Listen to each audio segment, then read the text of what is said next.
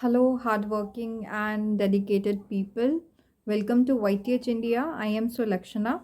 Today we will be talking about the salient features of the Constitution, of the Indian Constitution. So, when we talk about features of the Indian Constitution, we remember that our Indian Constitution has adopted best features from the major constitutions of the world. So, as per the needs of the country, right? And with the changing needs of the country, there has been amendments made with time to time, right? And provision for making amendments is made under Article 368 of the Indian Constitution, right? So now, moving forward, let's start the features of the Indian Constitution. So first feature is that parliamentary system of democracy has been taken from Britain. The concept of federalism is taken from USA. The idea of DPSP, that is Directive Principles of State Policy, which is under Part 4th of the Indian Constitution, is taken from the Ireland. A few more very exciting features that are taken from Australia and Canada. We all know that our constitution is federal in structure, but it has some unitary features in it, right? So it is a very lengthy and legalistic document, but it is reasonably flexible, right? Now let's learn the features of the Indian constitution point wise. So first of all, the number one point is that it is very lengthiest constitution, right? It is the lengthiest constitution document any country has so far adopted, right? The reason why it is very lengthiest in form is because of the reason that we have chosen varieties from different sources, right? So whatever is most suitable for the people of India, that has been taken in our that has been incorporated in our Indian constitution. The other is that constitution makers ensure that no element of uncertainty is left, right? Because we live in a country which is secular, where is a diversity.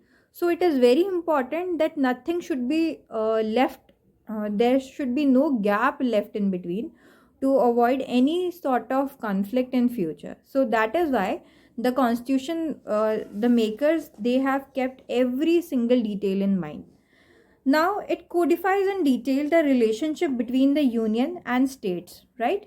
In our constitution, we have provision for the relationship between the union and the states, right? They have the interest of the state, they have kept in mind the interest of the state also. And it contains both justiciable and non justiciable right, as well as fundamental duties. Now, when I say fundamental duties, so when we say we have right, of course we have duties also as a citizen of the India, right?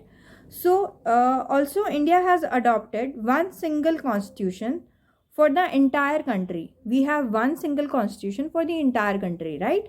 Including the states, unlike the US, right? Resulting into lengthy constitution. So we have one constitution for the entire country, and that is the reason why it is the lengthiest constitution of the world, right?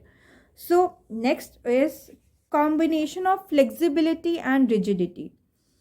Our constitution is more flexible than the American constitution, right?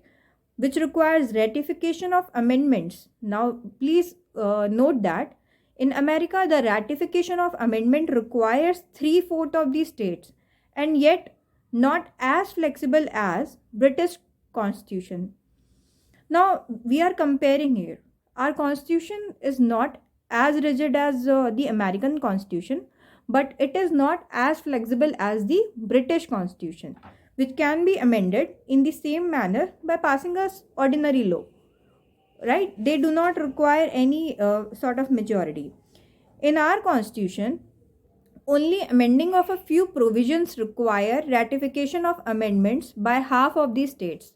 There are very limited provisions, right, where the ratification, right, of amendments is required by half of the states, while most of the provisions of the constitution can be amended by two-third majority of each house of parliament, and many of the provisions can be altered or modified by a simple majority, right? Like establishing or abolition of legislative council in the states, etc. Now third comes as parliamentary system. The framers of our constitution preferred parliamentary system of government. In this form of government, executive is a part of the legislative, unlike the presidential system where the two are separate from each other.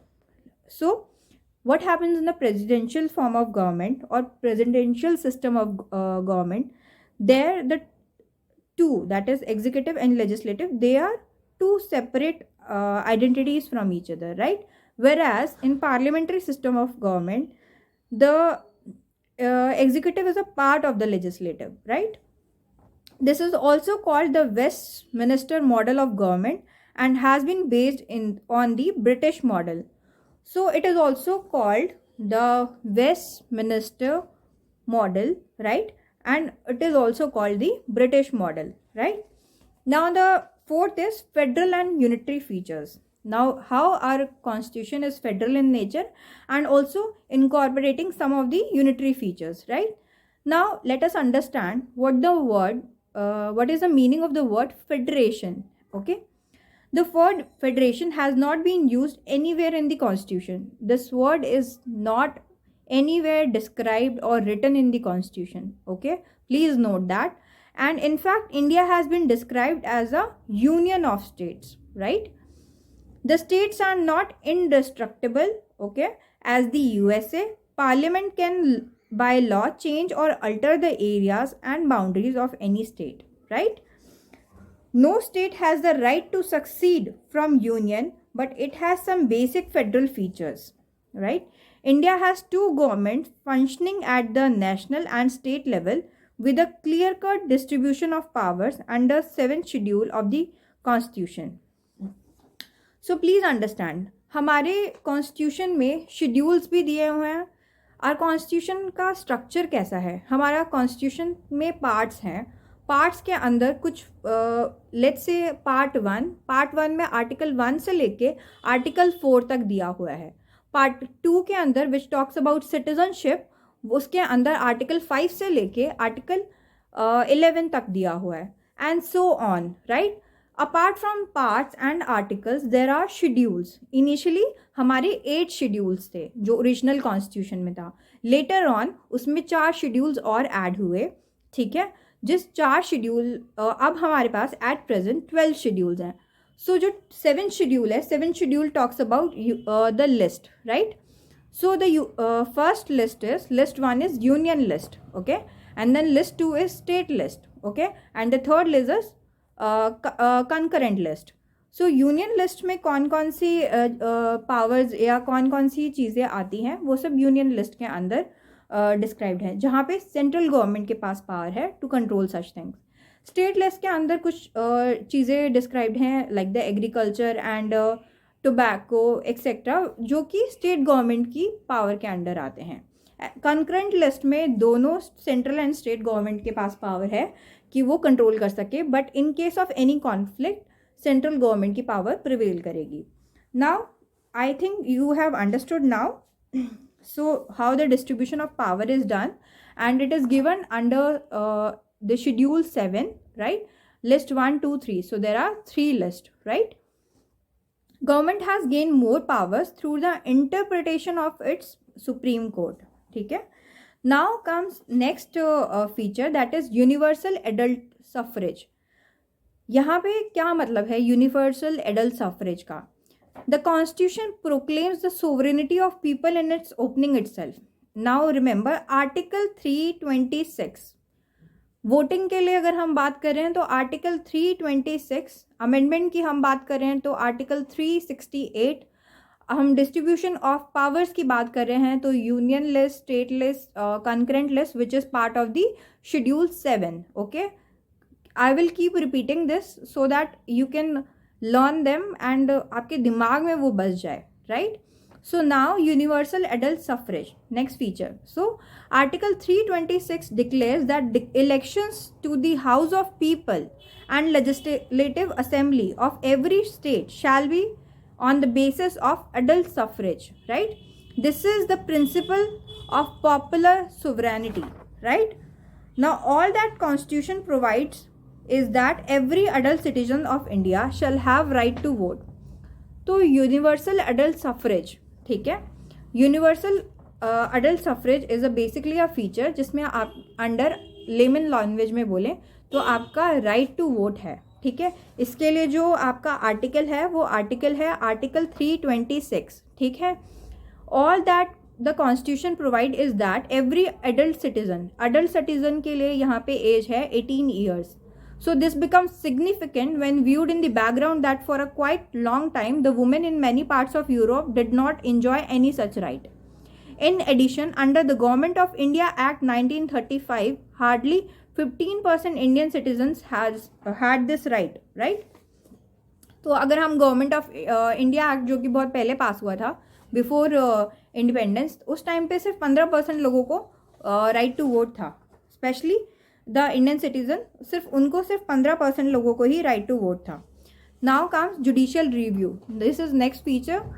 The right of the judiciary to review executive acts and legal enactments where they are not in conformity with the established law of land, and its procedure is known as judicial review. Judicial review का मतलब होता है कि दोबारा consider करना, in short and layman language. तो judicial review का मतलब होता है if there is something which requires the interference of the judiciary, right. So judiciary to review acts and legal enactments where they are not in conformity with the established law. So in case if there is any fault, so the judiciary has the power to do the judicial review. Now our Supreme Court does not enjoy the power of adding to the constitution, but it can only strike down, okay, act or any legislation on the ground that it is contrary to the basic framework of the constitution or violative of the principal procedure established by law. Judicial review की power basically आपको दी हुई है article 13 of the Indian constitution में. So which forms the basis of the judicial review of the country, right. Next feature is fundamental rights. Fundamental rights जो हैं part 3 of the Indian constitution में दिए हुए हैं, ठीक है. सो जो कि आर्टिकल 12 से स्टार्ट होते हैं, ठीक है.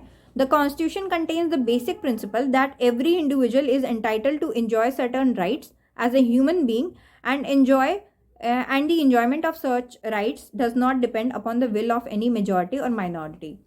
Fundamental rights में ये बोला गया है, जो कि part 3 of the Indian constitution में दिया है, कि हर इंडिविजुअल या सिटीजन ऑफ इंडिया के पास एक राइट है that they can enjoy without that कि वो मेजॉरिटी में आते हैं या माइनॉरिटी में आते हैं, ठीक है.